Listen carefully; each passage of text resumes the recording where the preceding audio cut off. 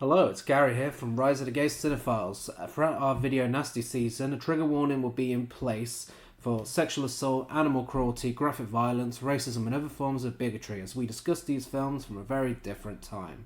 It may not apply to all of them, but it's best to keep the trigger warning here just in case. Enjoy the episode.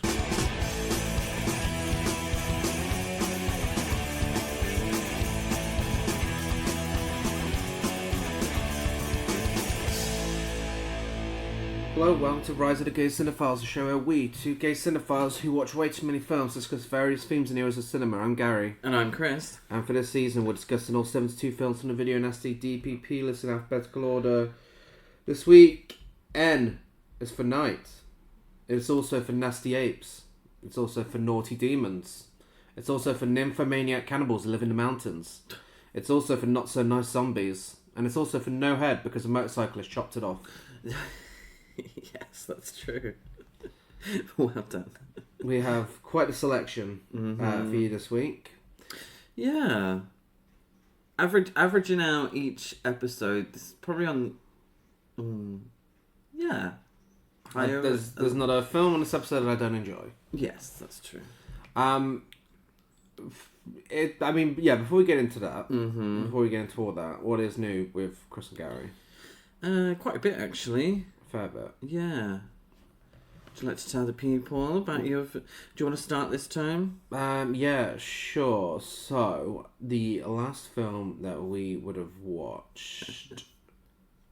Did we watch Funny Games when we last recorded? I don't believe we would have. That is my first highlight, is Michael Haneke's original Funny Games. I'd only seen the remake prior to this, but what a highlight. It's really a very clever, really grim, intense piece of filmmaking. Yes, I love how it plays on expectations. Yes, it is very grim. It is very grim. But there are moments where it plays so much on horror conventions that I was surprised at how unviolent it was, because everyone told me that this was the grimmest, violent, controversial film. And then, Haneke himself said that's somewhat of a misinterpretation. Yeah. But yeah, very, very good film. Very, very good. Loved it. We watched two Hammer films with Hands of the Ripper and Quatermass and the Pit. Yes, it's that time of year, and I think Hammer is perfect for the run-up to Halloween. Their horror films are campy now, but slightly gothic and just perfect for this season. Another highlight for me actually is The Philosophaster. A film that I watched because the thing is, with films like that and you get a title like that and a poster like it's got, you kind of think it's going to be one of those buy it for £1 in Asda, trying to be a bad film, Sharknado-esque type shit. Complete opposite. It's actually a really sincere love letter to B-movies and really inventive with what it does, genuinely funny, intentionally. And I had such a wonderful time with it, and that really surprised me. So, good for you, Velocipaster. Yeah, I do hate when films try to deliberately be bad. There has to be a sincerity to it. Yeah. To make a so bad it's good kind of film. Because, for example, the greatest example of all was The Room. Yeah. Tommy Wiseau thought he was making a masterpiece. That gives it sincerity in its badness. And that's why it's so entertaining. Yeah. But I haven't seen the Sharknado films, but it might be a little forced, the so bad it's goodness of it. And I don't know what your biggest highlight of the best film of the last 2 weeks is going to be. Yes. But two more of my highlights are I Swear and Plain Clothes. Two very different films. I Swear is a fantastic biopic that, again, filled with sincerity. and hopefully does well during awards season. Whereas Plain Clothes is a lot more weird than I thought it was going to be, and that is why I loved it so much. Is queer films can go down a certain path. I thought this was going to go down a certain path. A certain predictability of modern queer film. I'm not complaining. I'm happy to see as many as possible. But this really threw me. I wasn't expecting it to be as strange and artsy as it was, but I loved it. Yeah, I really enjoyed Plain Clothes. It didn't go in the direction I was thinking it was going. I assumed it was going to be an homage to like cruising. Yeah. But it really wasn't. It was well, to a certain extent. Not the film. No, it did involve cruising. I think that's where I was thrown. But it was almost a domestic drama as well at times, and a family drama dealing with family trauma, and it was very, very good. I enjoyed it a lot, and there was some weird moments. But my highlight is I Swear in terms of new films. I thought it was a tremendous film. I really thought that the characters... It is a biopic, but the characters felt so real and I was so on their side, and I shed a couple of tears at one time, which I don't usually do at the cinema. But I just thought it was full of sincerity, full of heart, a real story that should be told. It's not a grand cinematic story, but it's a real story. And I just fully appreciated it. The acting was tremendous. I highly, highly recommend. Yeah. My highlight, and Chris didn't watch it, or else it definitely would have been his highlight, is Del Toro's Frankenstein. I think it was always going to be a masterpiece at the very least, pairing Del Toro with Frankenstein. I mean, the guy, I believe, has a gigantic Frankenstein's monster in his house. I swear I remember reading that. Like a replica. And yeah, it still exceeded my expectations. This is genuinely phenomenal. I've seen some complaints about the way it's shot. I honestly don't have a single complaint with Frankenstein myself. I can see why though. I mean, it is so Del Toro, every in and out, like the way it's shot, everything is so him. But it's also quintessentially Frankenstein, and it feels like the ultimate adaptation of the novel.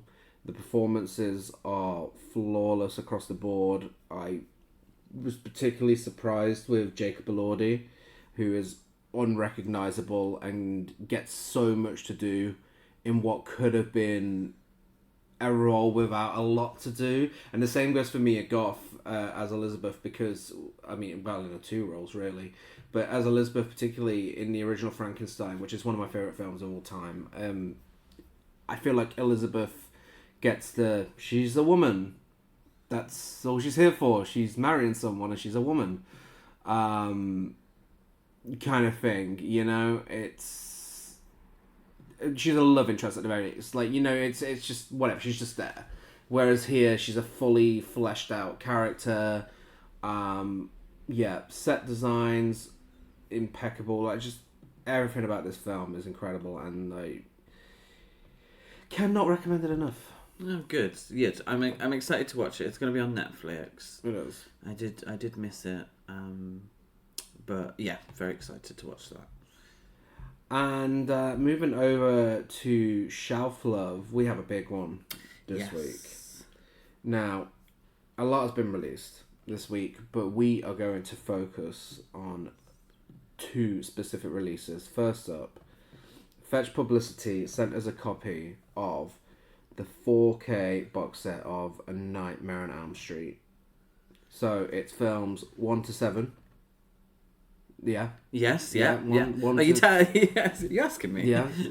Yes. Usually get a little agreement. Oh, okay. It's films 1 to 7. Yes, it is. In the Nightmare on Elm Street franchise, which anyone who's listened to the Horror Cult Trash Other Days knows that it's our favourite franchise. Hands down the best horror franchise of all time. Yeah. And this release is what the franchise has needed now since 4K releases started being released. It is absolutely stunning. The transfers are all stunning. The films look like they were made yesterday. And on top of all that, you know, the amazing sound and, you know, the visual transfer is some fantastic special features where we get all the little featurettes. A lot of what were included with the Blu-ray release, you get those. You also get the music video for Dream Warriors. Yes. And best of all, you even get the uncut versions of parts 1 and 5. Yes, about time we saw part 5 uncut. Yeah, it's one of those films that was butchered by the MPAA around the late 80s, where, obviously, I mean, this is something that should be done for Friday the 13th with parts 7 and 8, because those films have never actually been released in cut, and they were also butchered by the MPAA, and 6, I think, as well. But finally, we have Nightmare on Elm Street 5 uncut. We can finally see it in all its glory. And as well, on top of that, you also get 3D glasses and the 3D section of Freddy's Dead, The Final Nightmare. Yeah. Which, Freddy's Dead, I don't think, I'm going to go on record to say this, but I don't think has been available in 3D since perhaps the early 2000s. I remember there was one DVD, because they released so many different DVD box sets of the franchise. I believe there was one that included it, the 3D section on there. But it's included here in glorious 4K, and it looks amazing. But yeah, it's so nice to finally own all these films in 4K on our shelves. It's just, with A Nightmare on Elm Street, it's probably the only, or one of, because I mean, you know, you got to give Scream a lot of credit as well. It's one of the only franchises where every single film, it deals with themes. There are very many themes to be found within the lore of Freddy Krueger and his victims, but it does so in such a camp, fun way, and I think that's why the franchise never gets boring to me. Like, I mean, I have watched it so many times now. I can recite each film line for line, but it never gets boring. No, it's popcorn horror in my opinion at its best, and it does. There are themes running through it if you want to see them. But if you just want a fun horror film, cheesy Saturday night popcorn flick, these are perfect. Like, genuinely, let's talk about the elephant in the room. Freddy's Dead is a bit shit. Yeah. But I'd still watch it. Yeah. It's still a franchise where I would watch each of the films. Mm-hmm. And so I'm so pleased to see them in 4K. Yeah. And with extras for each film as well. It really is. And there have been lots of box sets of the Nightmare on Elm Street series. But this is the one where I'm like, okay, this is great. This is exactly what we need. These films, including the sequels, in 4K, looking, sounding their best. If you're a fan of Nightmare on Elm Street, you've probably already pre-ordered it, you know. Yeah. Because this is the one that you need to get. Yeah, I mean, we got the standard edition, but there is also a very nice looking steelbook edition out there. I don't know how many of those are left, because I know they are limited edition. But yeah, that is absolutely worth picking up, for sure. But yeah, thanks again to Fetch Publicity for sending that to us. And for the second film on Shelf Love this week is another highlight that I purposely left out to talk about now. It's another Harry Kumel film. It's Daughters of Darkness. Ooh. Now, this is a film that we are thanking AIM Publicity for sending to us, and it is being released by Radiance Films, a distributor who never misses. And this box set is absolutely stunning. It comes with a booklet and a slip case, And it also comes with more of Harry Kumel's short films, behind-the-scenes footage, interviews, audio commentary. And it also comes with a 5-star film that, again, looks and sounds absolutely stunning in 4K. Yeah, I fucking love this film. Like, genuinely, it's probably now in my top 50. I fucking loved this film. It's a slow burn. It is. But a gorgeous one. Perfectly acted. Perfectly paced. Weird at times. I fucking loved it. It really, it epitomizes sort of my taste in film. If you follow me on Letterboxd, if you've listened to the podcast, yeah, I think you've got a sense of, my taste level when it comes to films. If you agree with it or you don't. If you do agree with it, then you have to see this film. I thought it was amazing. Yeah. Looked, sounded absolutely stunning. It's a beautiful film. To see it in 4K as well is, a real highlight. The box set is gorgeous. So pleased to see this film and Harry Kumel's other film that we've discussed. Malpatuous. Yes, Malpatuous. It's one of those words I have to see in front of me to say it out loud, even though I know it. But to see both of these get such wonderful additions on 4K, it is really something special. He's a director that I've probably only now discovered. And that's what I love about films. And I love about Blu-rays and 4Ks and boutique labels for Blu-rays. It's I feel like I know about films. Mm-hmm. I feel like I'm a cinephile. I trudged through the IMDb back in the day and I learnt about this film and all of that stuff, and I could do pretty well on a quiz if you quizzed me on films. But you get these editions and you're like, oh, I'll give that a chance, and you're like, fucking hell, where was this film all my life? Why was I not watching this 10 years ago? And that's what I love about these things. So happy to have this in the collection, because I said it before and I say it again, I fucking love this film. Yeah, another one to add to the reasoning as to why the 70s is the greatest decade for horror. I think you said a mouthful, but I think you're correct, actually. Okay. Well, some would say the 80s, some would say the 80s, Yeah, the 80s is the most fun. 70s is the most groundbreaking. Because, like Malpatuous, this film is also incredibly queer as well. Yeah, absolutely. I was expecting, and this won't be a spoiler to anyone, but I was expecting subtext. Mm-hmm. It was text. Yeah. It was there right in front of us, which I appreciated greatly. Well, from the shelf to the vault of Nasties, let's get back to it.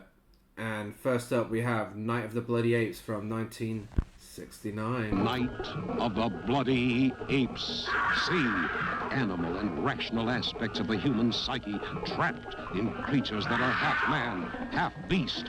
All horror. They rip, they tear, they claw you to pieces. The Night of the Bloody Apes makes you see the hell man creates for himself.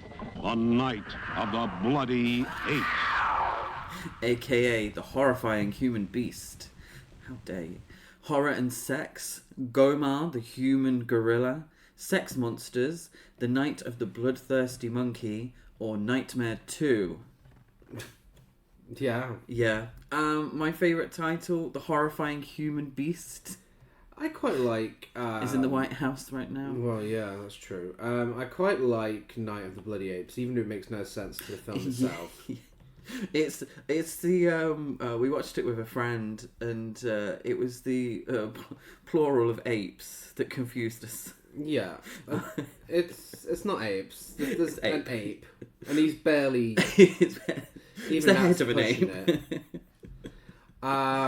Yeah, so this is written and directed by René Cardona and co-written by René Cardona Jr., starring Jose Elias Moreno, Carlos Lopez Moxuma, Armando Silvestri, and Norma Lazareno.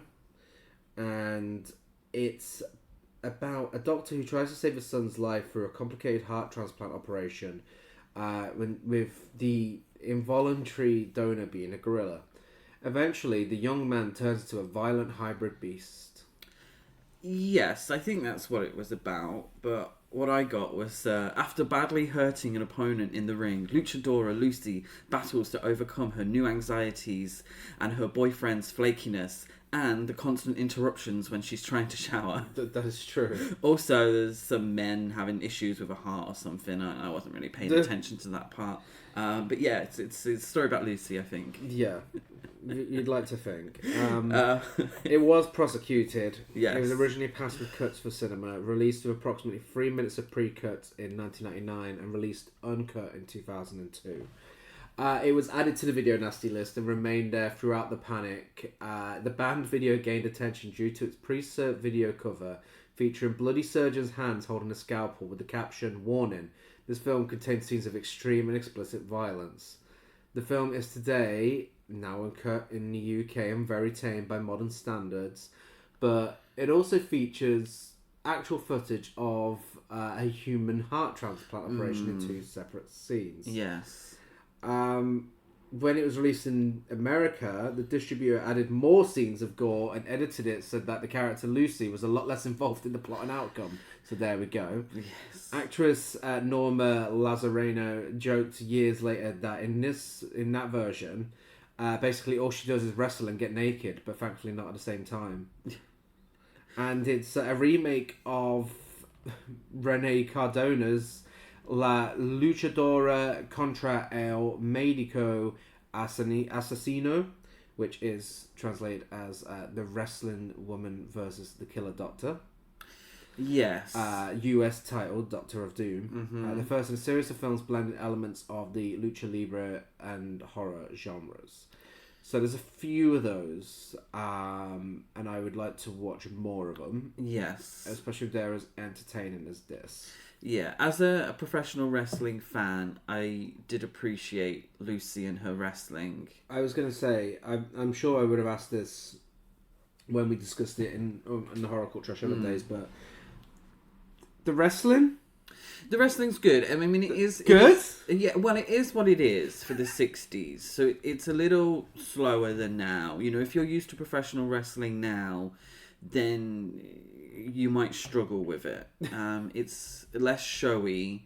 I mean, she doesn't even have a finisher. I mean, she's got a full face of makeup. I don't know if you get any more showy than that. She's wearing a mask. And you can still see it. I mean, the maneuvers are less showy. She'll like do 2 snapmares in a row. You know, it's less choreographed, should I say. But yeah, I appreciate it for its camp value. She looks so cunty. Yeah, so like Gary said, this is a remake. In the original, Lucy, and this is no spoiler really, but Lucy is more involved in the finale of the film. This film, Night of the Bloody Apes, is really a tale of 2 halves, because Lucy and the ape never meet. She's just loosely, no pun intended, connected. She's just there to give someone brain damage. That's pretty she's much it. She's there to throw someone out of a ring. Technically. So I was somewhat disappointed that we didn't have the ape versus luchadora finale that I feel like we were promised from the setup.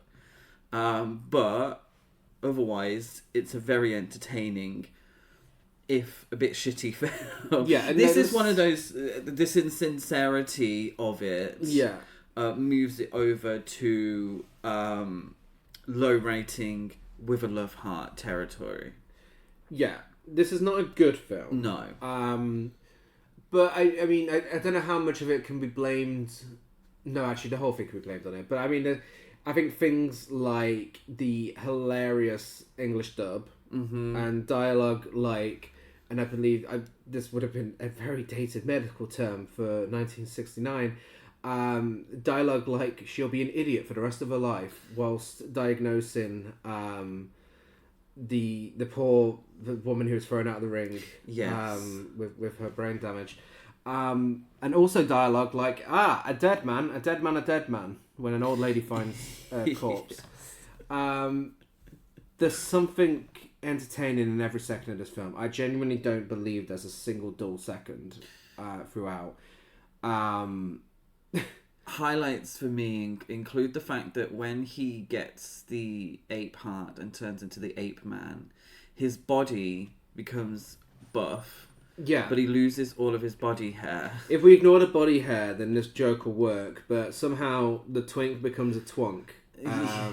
Even though his face is supposedly the only apparent transformation. Yeah. But no, he shaves all of his body hair and does a few weights every single time he transforms. Yes. And then grows it all back when he goes back to his normal self. Yes.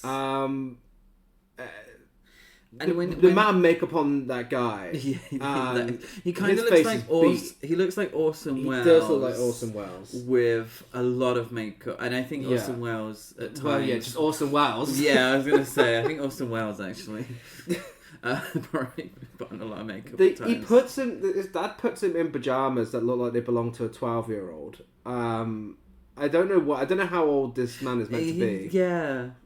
I was confused by the age. And when he is the ape man, and he attacks women mainly because it allows him to strip them whilst he's attacking them. It's an exploitation film. It's very seedy, very exploitative.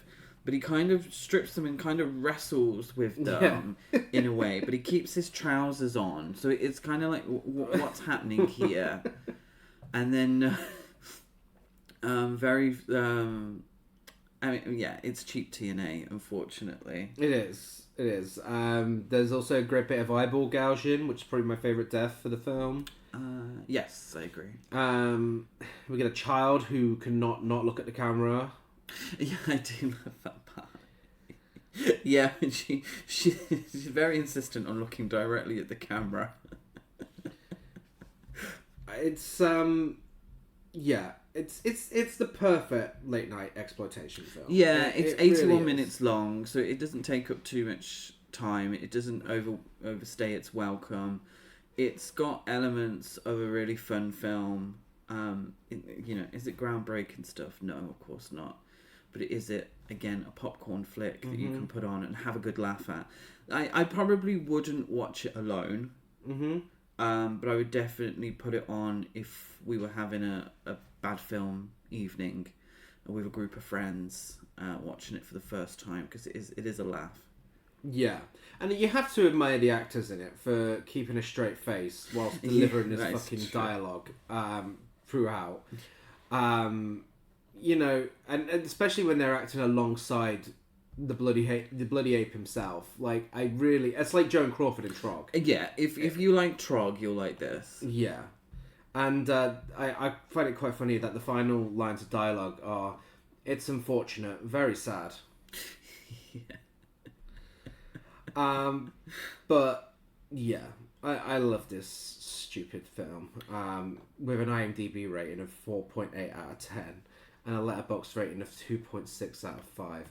I bumped it up to a 3 out of 5 this time. Ooh, I get 2.5 out of 5. With a love heart. With a love heart, of course. It did deserve to be on the list. Why do we think it's on there? Get the fuck out of it. No, yeah, what are we doing here? It's fairly tame. Come on, Mary, what are you doing? Yeah, it is all very tame. Like, just because of this... In fact, I think by the way, the real footage of the heart surgery, hilarious, because it's added in between the awful acting and... Yeah. It looks so out of place. It's so funny. And it's clearly the same heart both times as well. Also, so the ape heart and the human heart look the same. If that's the big reason here as to why it's on the list, it's medical footage. Yeah. Okay? Yeah. I would assume that the great. cover of the VHS didn't help it either. Who was your hottie of the film? Transformation Twunk. Oh, you've Orson Welles. Yeah, Orson Welles. Okay. I'm not usually a muscle guy. Oh, I think Lieutenant Martinez was pretty hot. the love interest, Lucy's love. I mean, really, it should go to Lucy herself because I suppose so. that girl is stunning, and like I said, the fact that you can still see how much makeup she got on through that mask, that's some great effort there. Next up, we have another film we discussed back in the Horror Court Trash Other days, a film that I'm sure everyone knows because of one clip that is famously always going on a circuit around the internet. It's Night of the Demon from 1980.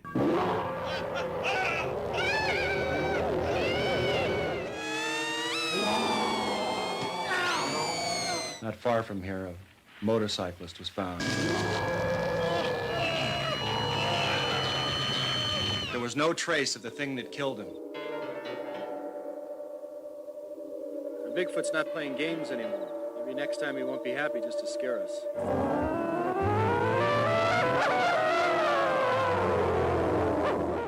AKA The Devil's Night, Bloody Bigfoot. Oh, bloody Bigfoot. Bloody Bigfoot. The devil continues to dance. The Devil Continues to Dance is my favourite title. I do like that one. I think Bloody Bigfoot is funny. So it was originally titled The Revenge of Bigfoot in the script. The movie's name was later changed when the interest in Bigfoot movies that started in the 70s waned. But I like Bloody Bigfoot. That's pretty much what the characters are saying for the entire film. Pretty much. Directed by James C. Wasson. Written by Mike Williams and Jim Al Ball. Starring Michael Kurt, Joy Allen, Robert Collins, and Jodie Lazarus. It's about an anthropologist and his students who attempt to track down a Bigfoot responsible for a rash of violent murders, only to uncover something even more sinister. AKA, it's the film where the guy gets his dick ripped off by Bigfoot. That is exactly what it is. That is what this film is. But the clip that goes around a lot is actually the swinging in the sleeping bag. Yeah. We'll get to that shortly, but this was prosecuted. Release of 1 minute and 41 seconds cut in 1994 and released uncut in 2022. Oh. I'm going to go on a limb here and say when we discussed this on Horror Court Trash Other, I think we watched the cut version. We've now seen it. Did we discuss it that long ago? I believe so. Oh. We've now seen it. Yeah, uncut. Fully uncut. And guys, we were wrong. This isn't even a bad film. All of these films... there was, by the way, I've just looked at the date of when we did Horror Court Trash Over 2021. Oh, wow. Now we've watched it uncut, guys. I have to say we were wrong. We apologise. We apologise to James C. Wasson. This is a masterpiece and a very important part of cinema history. A film that I don't think some of the greatest films of all time could have existed without this. Inspirational, heartwarming, a true piece of cinema. Obviously, today is Opposites Day because fuck me, this was even fucking more rough. Yes. James C. Wasson, good on you for making a Bigfoot film unlike any other. Let's say that. To be fair, it does. It is Friday the 13th. There are a lot. Bigfoot. Yeah, there are a lot of elements that do make it incredibly memorable. And yeah, I say it's even more rough. It's still incredibly entertaining. It's still got a love heart on my Letterboxd rating.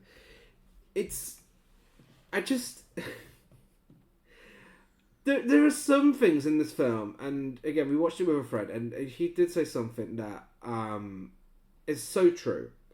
This is a film with 1,000 ideas. Mm-hmm. It has so many ideas. There's no shortage of ideas here. Yeah. Great. Very ambitious. But guys, you don't have to include every single fucking one of them. Yeah. Like, oh my god. This film, it's 96 minutes. A slasher film with Bigfoot does not need to be 96 minutes.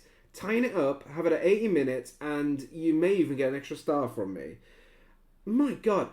There are scenes where the takes go on for so long, and it must be like every take must be the first take. It's a one-take wonder. Yeah, definitely. Every single one, because there are moments where some of the actors literally fumble their lines and correct themselves. Yeah. I don't know if that was cut previously, but I did notice it more this time around. I mean, the kill scenes that stand out like a sore thumb, they were shot and added into the film later on. Yeah. James C. Watson's original version contained little to no gore. What the fuck are you doing? That would be a terrible, terrible film. Absolutely abysmal. What? It's just like just people walking around the woods and just talking shit and fumbling on their lines.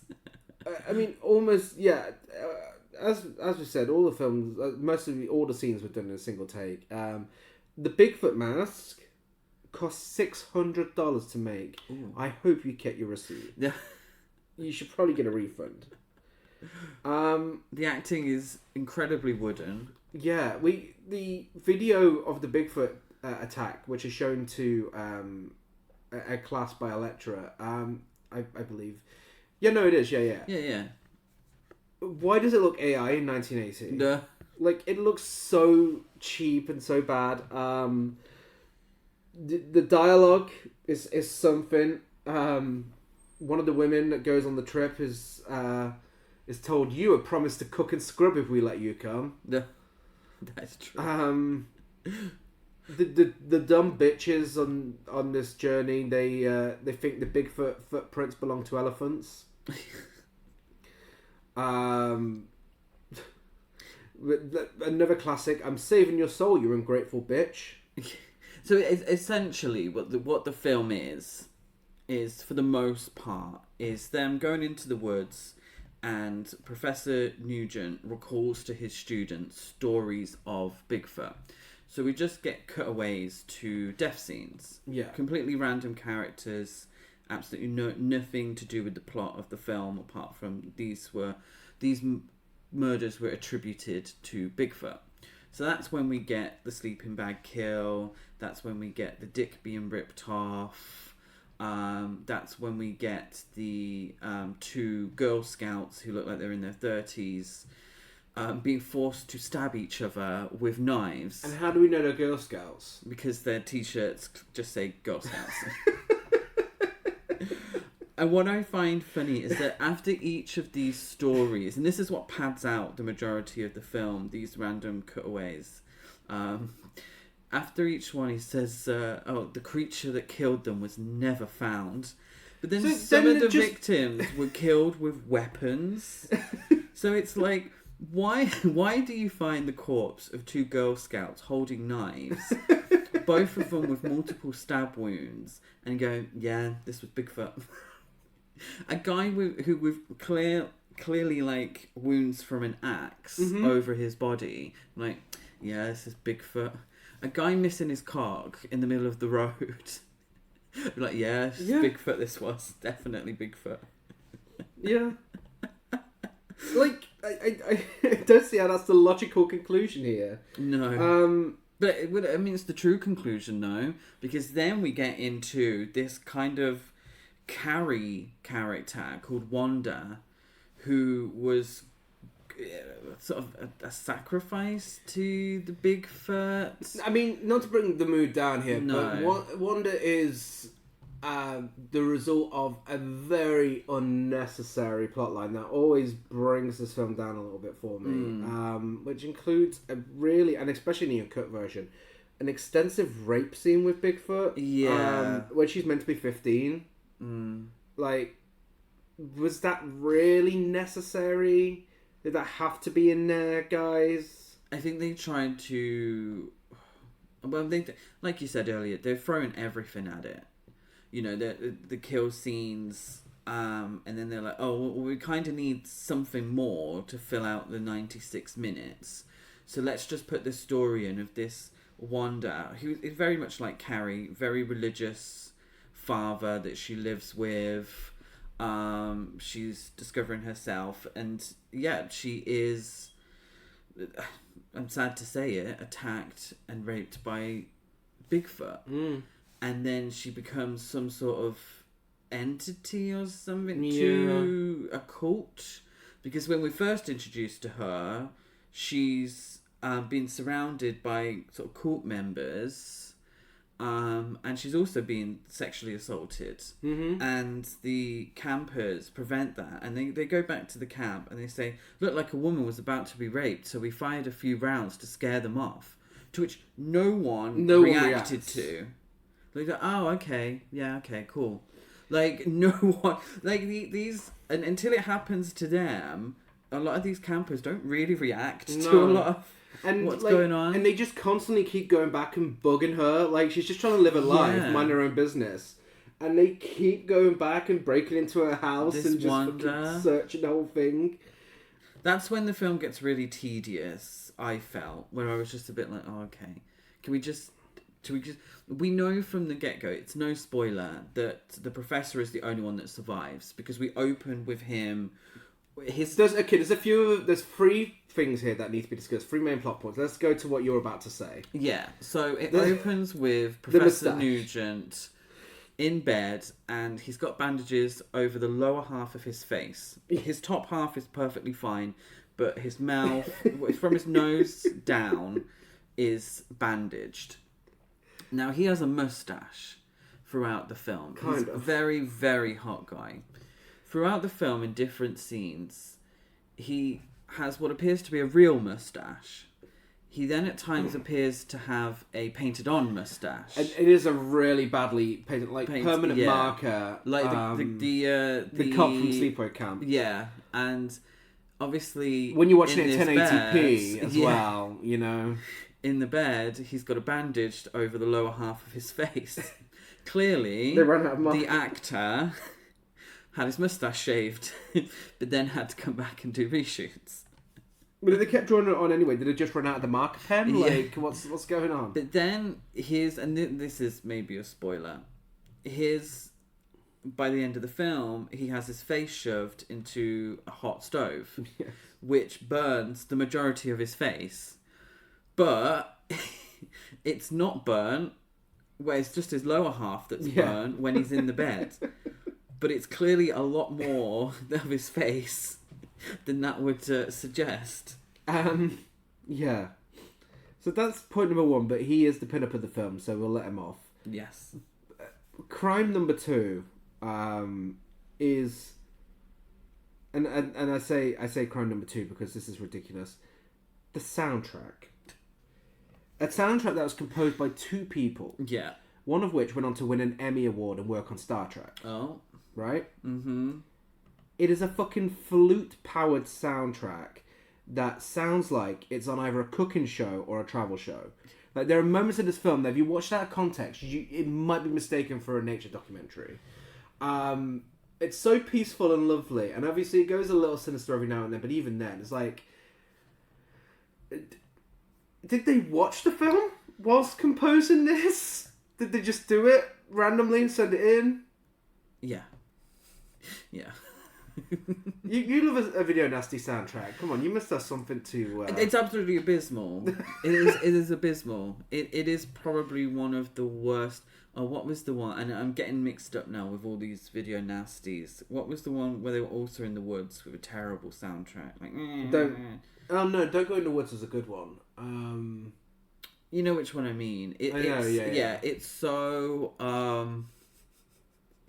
It's just like making noise. I think they're just throwing shit out there. But it adds to that weird feeling where it's... the soundtrack is very, calm and relaxing and nice and travel show-esque.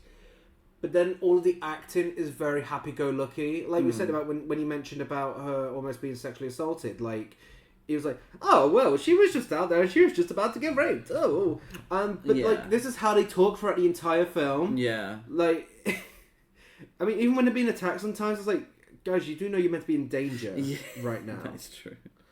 Absolutely wild. And number 3, this is less of a crime actually. This is actually something really good. That had me bumped. I think 3 times we watched this now, and my rating I believe has gone up each time. The practical effects, genuinely, well done, guys. Yeah. Like genuinely fantastic. Yeah. All of the effort went into that, which is hilarious because they weren't even going to be in the film in the first place. But the dick ripping looks fantastic. That is a good prosthetic penis, even though it looks like he has an erection whilst he's having a piss. Yeah, that's true. So I don't know why he stopped his motorbike with an erection to have a piss, but anyway, looks great. The kills are the highlight, and this would have been like that fucking boring Bigfoot mockumentary film. What was it? The Legend of Boggy Creek. This would have been like that if they didn't add these kill scenes in. Absolutely. This is definitely a result of Friday the 13th being released the same year, becoming popular. Like, guys, come on. We've got to up the ante here. We've got to add some gore in. And I'm so glad they did, because it really does make the film. Like, that swinging around in a sleeping bag, so stupid, but so good. The girls being forced to stab each other with their Girl Scout t-shirts on. Camp. So camp. And one of the girls looks like Christina Crawford. Yeah, from Mummy Dearest. The only thing that would have made that better is if Bigfoot was like, "Why are you stabbing yourself? Why are you stabbing yourself?" Like, it's so, and they could have included it, and it wouldn't have been out of place because it's so dumb. This entire film is so fucking dumb. But I love it. I love it. It's it genuinely would have got an extra star for me had it not included the Bigfoot rape scene. Yes, yeah, it does take it too far at that point. It didn't need to. It is longer than it should be. It didn't need to. It was fine as it was. Yeah. Like, even if you just said she got pregnant by Bigfoot, don't have to show it. Yeah. You don't even have to explain anything. If anything, if she had a consensual relationship with Bigfoot, that would have been funnier. Yeah, it would have actually. Yeah. If she'd been in love with Bigfoot. Yeah. Because we've all been there. So it sounded so shady. It did actually. It's so rude. But yes, Night of the Demon. What a film. Yeah, it's excessive in the sort of best way possible because it's memorable because of the kills. Mm-hmm. Like we've seen enough horror films now, and we know what we like. And if you're not going to give me any character development, if you're going to give me a bare bones plot, then I expect a lot of shirtless men. Yeah. Yeah, I expect gore. Mm-hmm. And maybe a bit of dick as well. So there we go. Thanks for that. IMDb, a very, very fake looking dick. IMDb rating is a 4.7 out of 10. Letterboxd rating is a 2.8 out of 5. Both of those are way higher than I expected them to be. That's true. I gave it a 2 out of 5 with a love heart. I gave it 2.5 out of 5 and a love heart. Wow. But maybe just because of Professor Nugent was my top pin-up. Your top. I think so. Well, excuse me, this is a classy podcast. This is the moustache of a top. Did this deserve to be on the list? Why do you think it's on the list? I mean, yeah. Yeah. I mean, come on. Yeah. Like, because it's kind of seedy as well. I've seen a few people say like, "Oh, why was this on it?" Guys, come on. It is very ridiculous. Like by who are we kidding? By today's standards, it's so over the top. The kills are so over the top. It's ridiculous. When you look at it in video nasty standards, and you look at the checklist of, you know, you got a bit of religion in there. You know, a 15-year-old being raped by Bigfoot. You got a dick being ripped off. Intestines being flailed around. A naked woman being menaced. Yeah, as well. A 40-year-old Girl Scouts stabbing each other. Yes. Of course it deserves to be on there by video nasty standards. Anyways. Definitely. Next up, the next night is Of the Howling Beast. From when? From 1975, I'll have you know. I was leaving you in suspense. You're alone in the woods. It's cold. It's dark. And then in the distance you hear the creature's cry. Suddenly everything else is still. Your heart beats faster. Now it's at your throat. On the night of the Howling Beast. Night of the Howling Beast. The new shock motion picture that makes you part of every frightening scene as every fear of the hideous unknown comes to life. It's a new dimension in nerve-chilling fear coming your way soon. Why don't you find out for yourself just what hideous and horrifying acts take place on the night of the Howling Beast, when terror walks on two legs. Night of the Howling Beast, from Constellation Films, rated R.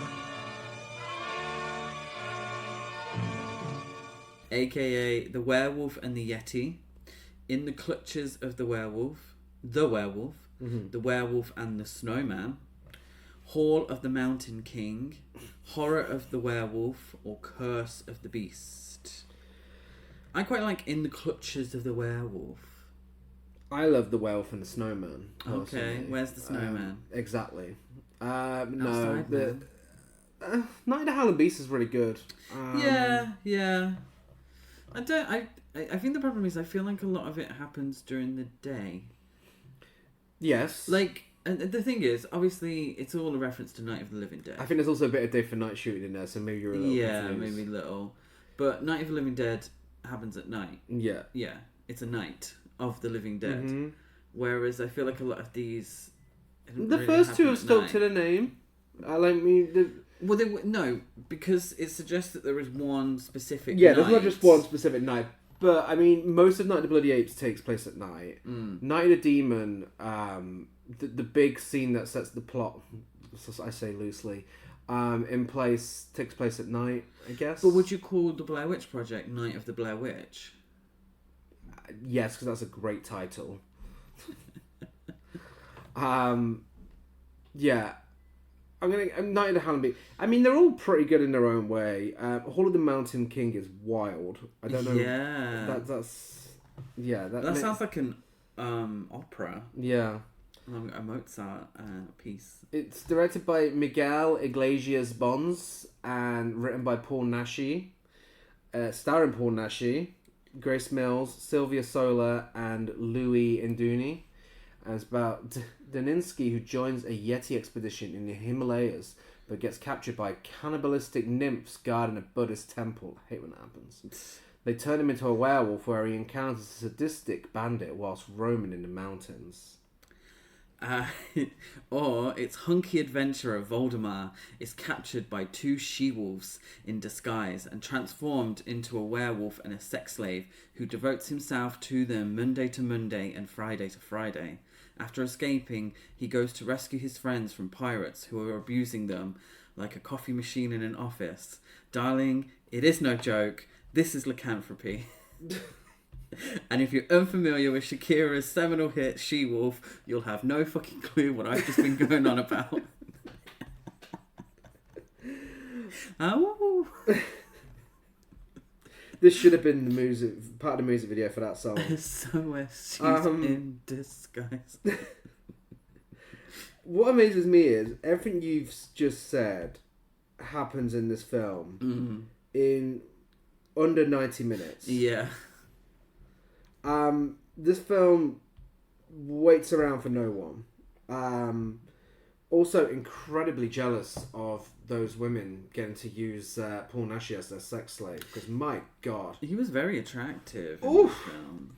What a handsome man. And you have to have the sort of confidence he has to throw himself around in this film and believe in what he's making here. It was prosecuted and still has no UK release to this day. Ignore the fact that we've watched it. It features more nudity and graphic gore than most of Paul Naschy's other El Hombre Lobo films.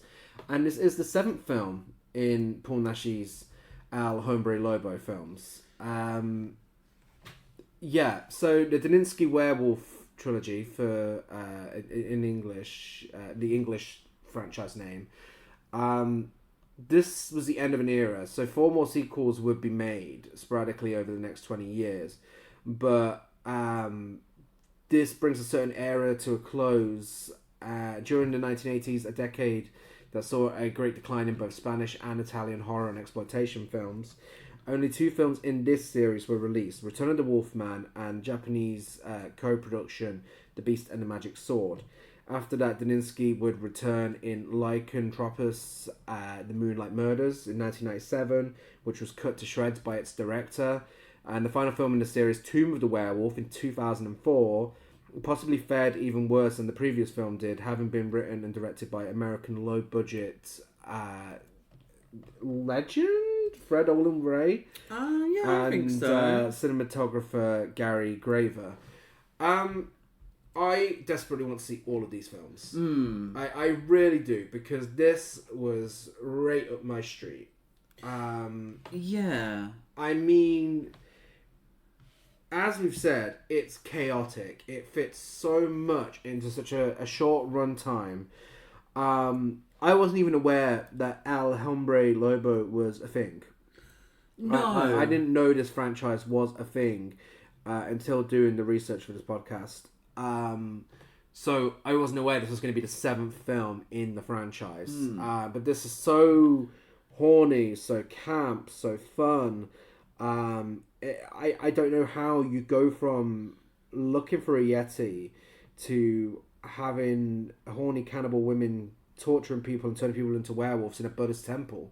Like, wild. It's so melodramatic. It's trashy and it's an absolute mess, but oh my god, I loved it. It's all over the place. Paul Naschy is all over the place. He loves throwing himself around. The plot loves to throw itself around. The genre loves to throw itself around. Yeah. Because at times it's a horror film, but then other times it's like an adventure film. Yeah. And then there's pirates. And then it gets a little kinky. And it makes... I don't know who it's very made entertaining, for. but I'm not really sure what the purpose of any of it is. Like, some of it kind of comes across like it's made for kids with like the adventure side of things, but then next minute, it's incredibly gory, and really racy. I mean, women are having their skin peeled off, and being whipped, and they've got their bits and bobs out. And when we say that Nashi's thrown himself around, literally, he does flying kicks like a circus act. He's pretty much doing flips and tricks. I think his body stunt double is. I don't know. Ooh. I disagree because he's so involved in the making of these films. I feel like he just figured out one day that he can do flying kicks and tricks and flips. Just did it. And I was just like, do you know what? This would be great in a film. And that would explain why the plot is so fucking all over the place, because it's just written around him doing flying kicks. Yeah. I feel like that's genuinely what's gone on here. It's, it's like when someone randomly gets the shirt off in a film and you can tell they've worked out recently. Yeah. It's the same sort of thing. Good for him. Good for him. He looks great whilst doing it. There's no reason for him to be flying around, but... Well, he's beating up pirates. Well, yeah, but he initially gets his mission briefing so quick when we're in Britain and we get Scottish bagpipes. By the way,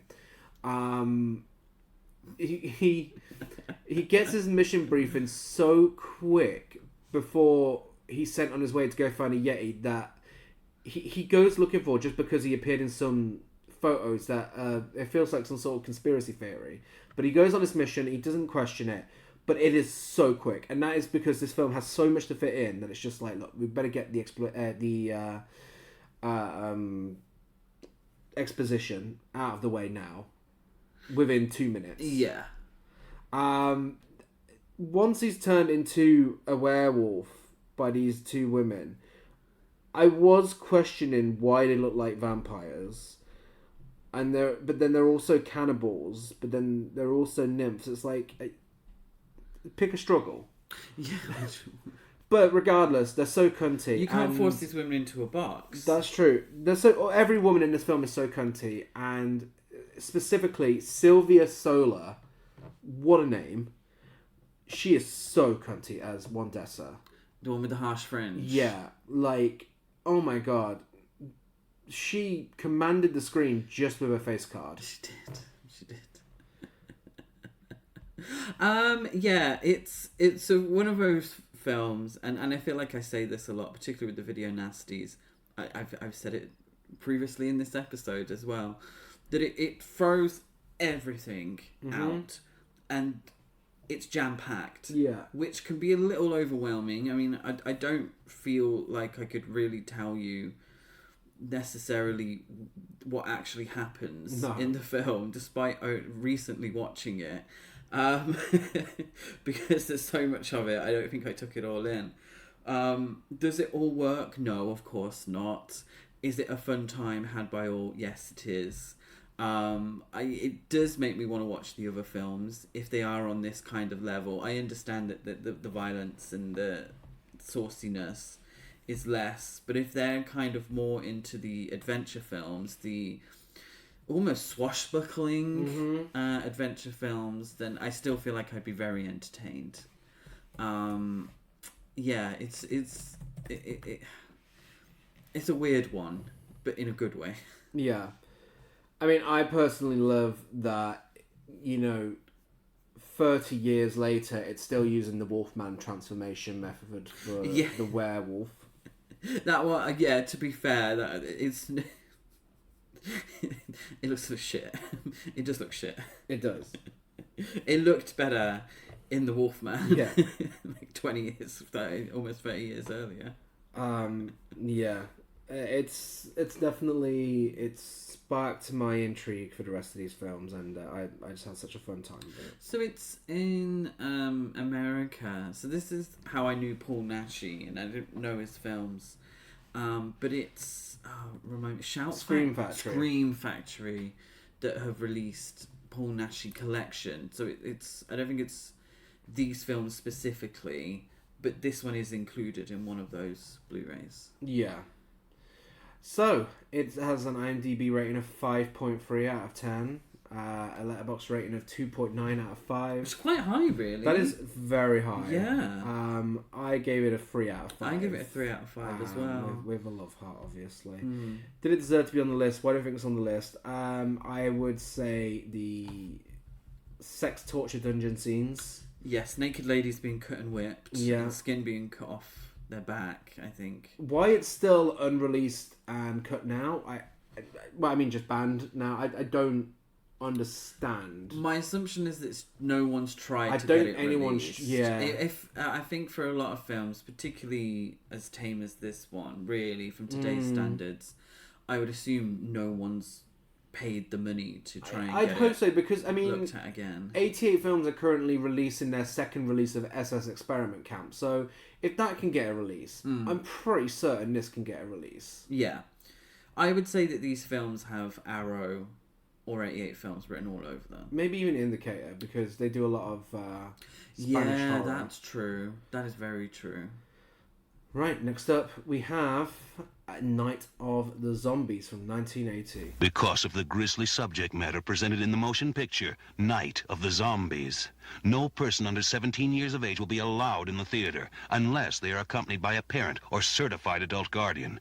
Night of the Zombies will be shown in its uncut version, and certain scenes may be quite shocking to some people. Again, we repeat, no one under 17 years of age will be admitted to Night of the Zombies unless they are accompanied by a parent or certified adult guardian. AKA Zombie Creeping Flesh, Virus, Zombie Inferno, Hell of the Living Dead, Hell of the Living Death, The Night Predators, Hell of the Undead, Virus Cannibal, Eat Them, Alive, Zombies vs. Cannibals, Virus, The Hell of the Living Dead, The Stitches High Superhero, what the fuck that means. My favourite title. Dusk of the Dead,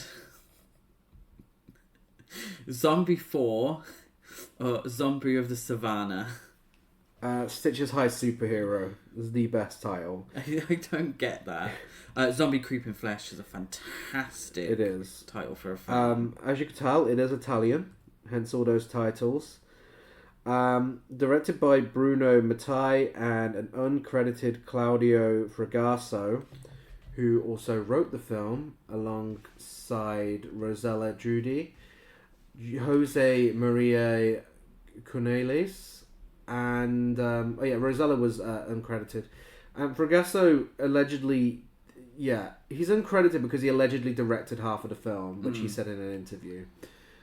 Starring Margie Evelyn Newton, Franco Garofalo, Ceylin Correa, and Jose Grass. And it's about after an experiment gone wrong, a virus that turns people into zombies spreads throughout New Guinea. a female reporter and her cameraman, and a team of 4 commandos sent to investigate, and they try and survive the night. And so survive the onslaught. Oh my god, why did I struggle with that? George A. Romero technically, and I'm sure reluctantly, presents a zombie movie like no other, but at the same time, a lot like one very specific zombie movie. Yeah. Let's get it out of the way. This is a rip-off of Dawn of the Dead. That is. It's as simple as that. Yeah. Bruno Mattei saw Dawn of the Dead, realised it was a 5-star classic, 5 stars on Letterboxd, with a love heart. Yeah. Probably in his 4 favourites if you asked him. And he thought, I could do that. And so he did. He did. And this was the result. It wasn't prosecuted. It was originally passed uncut for cinema in an edited version. Full version released uncut in 2002. And it's a film that features stock footage from the film Nuova Guinea, L'isola dei Cannibali from 1974. So, the Guinea cannibal films. Yeah. That's used for the native scenes here. His original plan was to make a film inspired by Dawn of the Dead, but with a lighter tone. Okay. Which no one asked for. In the first draft, Claudio Fragoso had followed the idea of an entire third world made up of an army of zombies who the armed forces of the industrialized nations would have had to fight. But the script had to be altered because of the budget. And initially, producer Fragoso wanted Goblin to record an original score for the film, but their asking price is too high. So what we get is actually some Goblin music from their album Roller, and a lot of music used in Beyond the Darkness. Yes, and Dawn of the Dead. When it first played, and it's clearly one of the songs from the Dawn of the Dead soundtrack, I was like, how did they get away with this? And then I realised, they're just cherry picking Goblin's back catalogue, and one album in particular. And I assume they're allowed to get away with that. I mean, they're credited. Yeah. So I assume so. I assume it just costs less to do that. It's essentially just needle drops. Yeah. It also includes the dialogue. She doesn't know much about chemistry in bed, but her reactions are terrific. I'm not surprised with that cute little ass. I'm a tip man myself. 2 professionals at work. It's a little late to start worrying about our balls, Daddy. Despite all of what I've just said, and how deflated I may sound, really great film. I feel like this is the theme of the episode. Again, it's a film that throws everything out there. It's incredibly gory, and it's entertaining. Yeah. It is a rip-off of Dawn of the Dead, but also throws in the tribal elements. It's everything that you could possibly want from an Italian cannibal/zombie film. It is the best of. Yeah, it is. It's kind of a greatest hits compilation, to be fair. Does it work? No, not all the time. I do find a lot of the tribal scenes are really, really iffy. Yeah. One of the soldiers vomits at one of the tribal rituals. I'm grateful there was no blackface, but there was a moment where they go, those poor people can't possibly understand what's going on. Yeah. It's like, what are we doing here? It's always been, I find, in a lot of Italian cannibal films in particular, when it does bring up the tribal elements, it's very condescending. It is. Obviously, it's no excuse, but it is an exploitation film, so I kind of expected it, really. I do love when there's stock footage of sort of real corpses and tribal death rituals, and Leah, who's the main sort of female character in the film, you can tell that the actress wasn't really specifically told what was going on, so her reactions don't really match what's going on. She just seems very underwhelmed by it. Even though it's meant to be like, oh, fascinating. It's like, oh, dead people, death rituals. Yeah, I do enjoy the zombie moments. I think a lot of the zombies look like they've had their head up a chimney. Yeah. The makeup effects aren't the best. But the gore is really fucking good. Yeah. There's one kill at the very end of the film, which is like, oh my god. Wow, they really fucking went for this. It's great. Yeah, I would say the tongue ripping and eyeball popping is the best death without saying who gets it. Yeah. What I love about Bruno Mattei is that he is so intent on just making films about an original bone in their body. I mean, you know, Night Killer, it's Nightmare on Elm Street ripoff, Jaws 5, Cruel Jaws, which we've discussed before, Robo War, Terminator 2, Shock and Dark. This man has no intention of making anything original. No. And I mean, props to him. He makes some entertaining films. He also made Rats as well.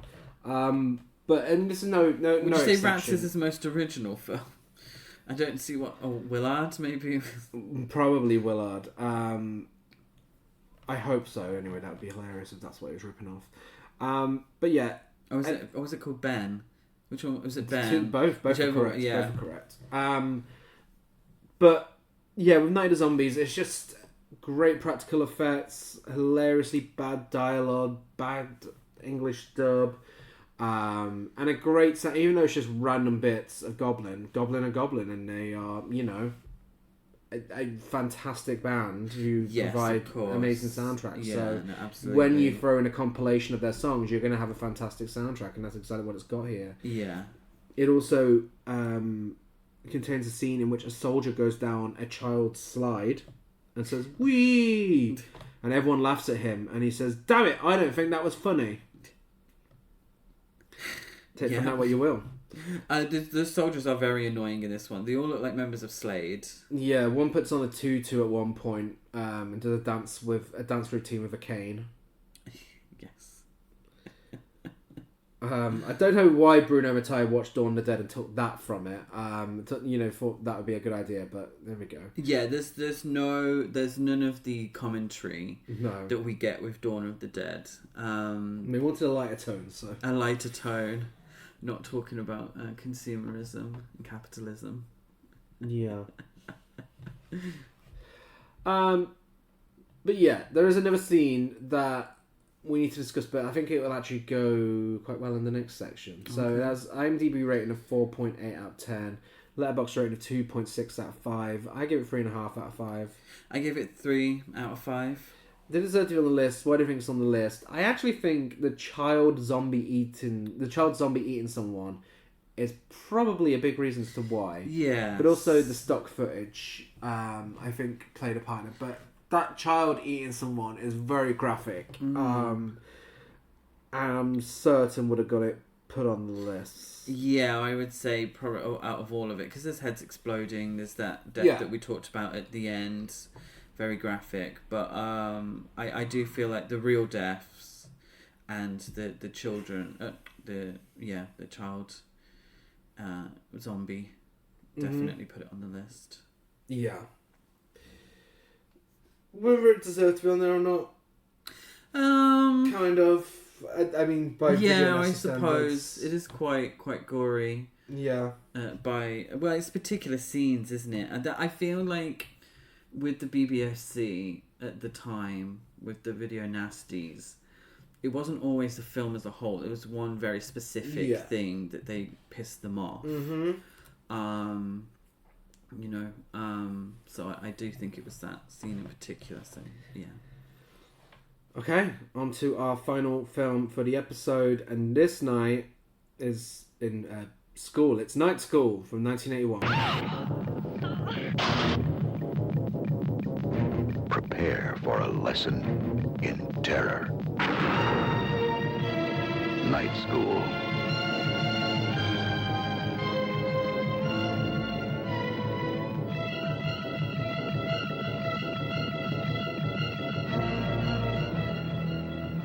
AKA Terror Eyes. See what they did there? Terror Eyes, the Woman's Headmaster. The Eyes of Horror, Shadow of Horror. The Killer of the Night. The Executioner of the Night. Eyes of Fear, or Psychosis 2. i.e. Psycho 2. Before the actual Psycho 2 came out. I think The Executioner of the Night is very good. That is a very, very good one. But, I mean, I've got to go with Terror Eyes. Come on. What a pun. Yes, that is... Yeah, that's a good one. But then Eyes... Yeah, whatever. Yeah, Terror Eyes is a great name. It's directed by Ken Hughes. What did Ken Hughes direct? Chitty Chitty Bang Bang. This is his final film. To be honest, I don't think he was ever seen as like one of the greats. You know, it's not like David Lean doing a slasher film, but it's kind of weird to think that the director of Chitty Chitty Bang Bang directed a early 80s slasher film. Yeah. And he's also the director of Sextet, but yet this is a film that stopped his career. True, yes. But he took over from someone with this one, didn't he? He was a sort of last minute replacement. Yeah.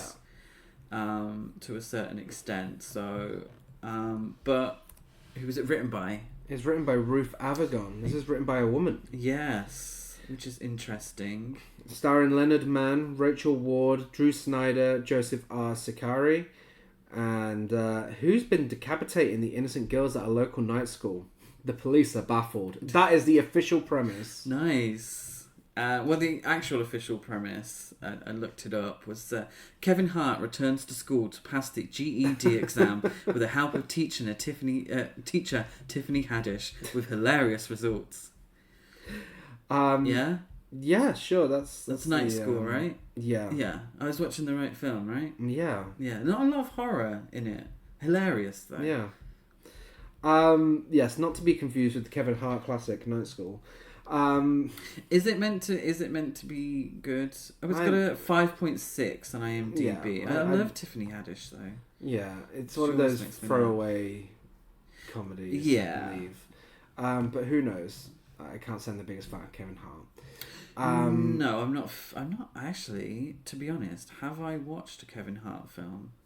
I don't think I have. Look at you. Have you? Sadly. Oh. Sorry, let's not talk about Kevin Hart. Yeah. So it was not prosecuted. It was originally passed with cuts for cinema, released with 1 minute and 16 seconds cut in 1987, re-released uncut in 2025. Oh. This year. Ah. Does that... What, in America? Or here? Here. Who released it? Warner Brothers on Blu-ray. Oh, really? Yeah. Oh, my goodness. Yeah, we rented it, so I'm not sure how much this was cut. The runtime is the same, so we may have rented the uncut version, but... Night School. Just looking it up. Yeah. Ruth Oh, they did? Yeah. Oh, wow. Ruth Avagon was inspired by an article she had read about the real-life headhunters of Papua New Guinea. The idea of headhunting became the basis for this film. Papua New Guinea again? Yeah. Yeah, it's 2 in a row, Papua New Guinea. So this film starts with a fantastic... It starts with its best kill. Yes. It starts with a decapitation on a roundabout, and the Brad Fiedel score. Brad Fiedel, one of my favourite composers. He is incredibly underrated.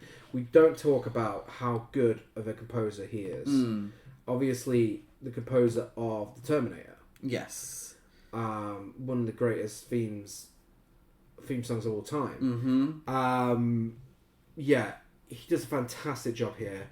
And for the first time on this episode, I can tell you this is an actually genuinely good film. Yeah, this is... and at the end of the day, let's talk about it. We love slasher films. Mm-hmm. If you do not like slasher films, you won't enjoy this film. Yeah. But we love slasher films. We love all kinds of slasher films. We want to make our way through all of the slasher films because that's a genre we really enjoy. In respect to slasher films, this is pretty fucking high up. Yeah. In enjoyment factor. There are really creepy moments. It's always entertaining. The kills are very interesting. I think, knowing that it was written by a woman, I think we can look at it from a different perspective as well. No spoilers, but I think the reveal of the killer is very interesting and can, give way to a lot of conversation. You don't get that from the average slasher film. No. I love the weird filter it has. I love when these films, particularly a lot of slasher films have this weird filter. I love when films look like that. It's very 1981. It's full of wigs. It is. It's entertainment. It's pure entertainment. The lead looks like Kate Bush. Yes, she does. What I really appreciated here is the directing. Because, and obviously the writing, is fantastic, but the directing, it has a lot of scenes where it likes to keep you guessing as to what's going to happen. Like, really inventive scenes. Like, for example, when Kate Bush is going home and showering, the way, and it looks like someone's stalking her, the way that's shot is so fucking good. Yeah. And the decapitated head in the kitchen reveal, where so many things are open up and like, oh, it's going to be in there, no, it's going to be in there. It's like, it does such a great job of keeping you guessing what's going to happen. Yeah, you can tell this is by an accomplished director. Yeah. Who has worked a lot in the industry, because there are certain things and certain shots you're like, wow, this looks very cinematic. Yeah. This is, remind us that we're watching an actual movie, an actual production, and you get that. It's a Happy Birthday to Me with is it Lee J. Thompson? An actual veteran director. Yeah. You're like, okay, this is cinematic. This is, and I appreciate that. I like that. And I think sometimes you don't get that with low budget films. No. This is, I mean, this is a studio picture, isn't it? Really? Oh, yeah. As well. So it's, I just think it's a good film. I think it's an enjoyable film. Probably one of my highlights of the video Nasties, actually. In terms of rewatchability. Yeah, I mean, it's certainly one of the best. That is for sure, and for the right reasons too. Because I mean, there's a lot of them that are fun for all the wrong reasons. Yeah. But this does a lot of things right. I do think the fake out ending, without going into details, bit unnecessary. Stupid. Yeah, very stupid. Really didn't need to be in there. Yeah. But apart from that, I have very little complaints with it. I really appreciated the waitress who was done with men and tells Kate Bush not to let men bring her down. She says, "If you believe that bullshit, honey, you'll believe anything." She's great. I also love the outfit for the killer. Yes. I think it's so creepy. It's been used a few times though, hasn't it? It's used in What Have They Done to Your Daughters, I believe. Isn't it also, was it Nightmare Beach? Yeah. It's incredibly creepy, and it's literally just a motorbike, a motorcyclist's gear, really. Yeah. Yeah. And the kills, I mean, they're not exactly... They're not gory or inventive. They're just decapitations, but... I suppose the setup is what makes interesting. it So the first work. kill on the... would you call it a roundabout or carousel? Or, the children's playground, where she's spinning wildly out of control and, she's trying not to lose her head. It's fantastic. I love that. You know, I love the decapitated head in the aquarium. Yeah. Although it does bump the turtle on the way down, which I didn't appreciate. The poor turtle got smacked. But, you know, I love the imagery of that. The just floating down to the bottom of the aquarium. It's not particularly gory, but sometimes it's a little mean-spirited. Yeah. Which ups the tension. The kill... her head ends up in the aquarium, but when she's in the changing rooms, it's quite menacing. It's creepy. Yeah. It actually works well as a slasher film as well. I was, you know, with age comes a little bit of kitschiness, you know, a little bit of camp, but I wasn't laughing at it necessarily. There was real moments of tension. Yeah. It's also a really good blend between slasher and giallo. Yeah. So, I think with giallo and slasher films, I think there are so many similarities anyway that, in turn, any slasher film toes the line of being giallo and vice versa. But here, I think because of the black leather gloves, I feel like it really plays into that. But also some of the melodrama and such as well. It really feels like an American giallo. Yeah. There's and this is very giallo. Like a random bit of lesbianism as well. I mean, thrown in. Why would you not include a bit of random lesbianism? Course, Every film should have a bit of random very lesbianism. much appreciated it. Very much appreciated but it. Yeah. But that's very giallo. It is so giallo, especially with the plotline used for it as well. It feels like something straight out there. And yes, even definitely. the twist, which again we're not going to go into, it feels very giallo. Yes. So, yeah, I think the influences were all in the right place, and... That's why we've got a great film. Yeah, I enjoyed the hell out of Night School. Well, we'd seen it previously. We've seen it a few times now, haven't we? And yeah. I enjoyed the hell out of it. It has an IMDb rating of 5.6 out of 10, a Letterboxd rating of 3 out of 5. I give it 4 out of 5. I get 3.5 out of 5. Did it deserve to be on the list? Why do you think it's on the list? Do you know what? I don't actually know. I'm not sure. Yeah, because it isn't overly gory. It isn't. I really don't know if there's a particular scene. Lesbians. I suppose maybe. I mean, I can't think of anything else. No. Women in Danger, that's all well and good, but then I'm sure there are many other films with women in danger that weren't put on the Video Nasty list. Yeah, I genuinely, I have absolutely no idea why it was. Because it's not even like the title. But I mean, I suppose if it was Terrorized, the VHS cover potentially is quite graphic.